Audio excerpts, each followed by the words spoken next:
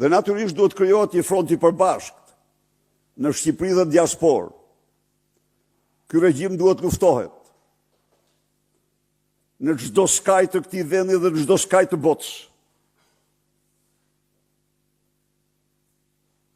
Ky regjim po shtron shqiptarët si një pushtues i egër.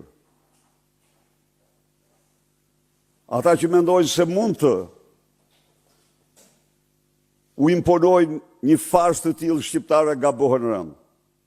Jo.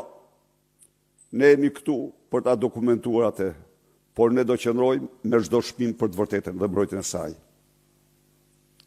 Zoti Berisha, Daniela Maloku, Report TV.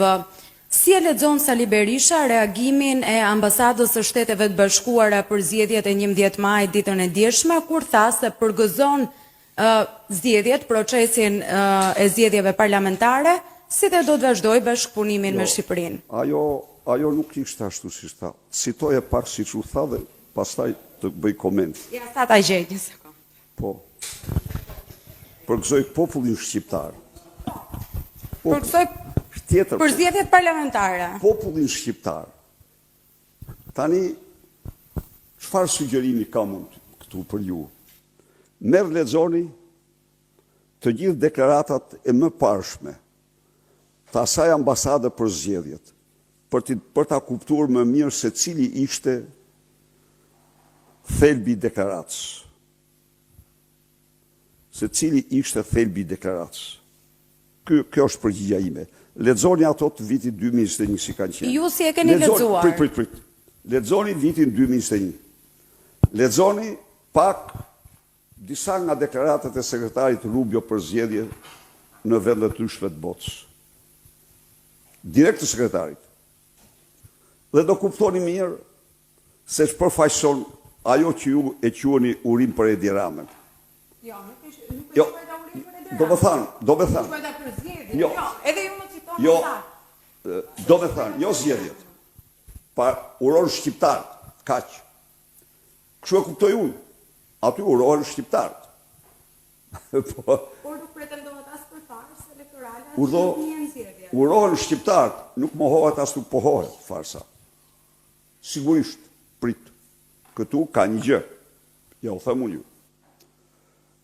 Ne që denoncojmë, çdo ditë njihemi me prova të reja, fakte të reja. Ne vetë. Sepse nuk mund t'i analizosh që të gjitha në një kohë. Dhe po i marrim dhe po ja u paraqesim. Kështu që është shumë normale ata të cilët nuk duan të paragjykojnë, pritet raporti përfundimtar. Ky është rregulli. Por ne kemi ndryshuar. Kemi ndryshuar dhe raportet ndërkombëtare. Ne jemi ata ja kemi dalë.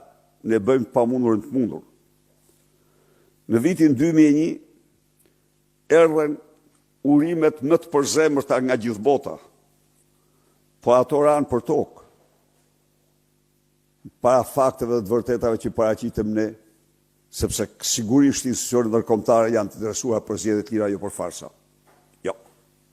Ato nuk janë pastaj. Se ato pastaj shkojnë në vetë shkatrim dhe atë nuk e pranojnë kurrë. Ndaj dhe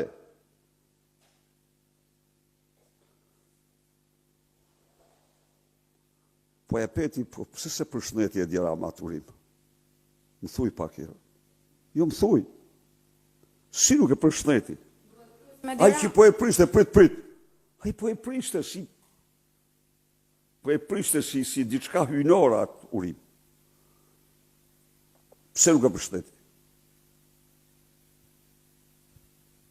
Pra, faktikisht është asgjësimi Edi Ramës. Vazhdojmë.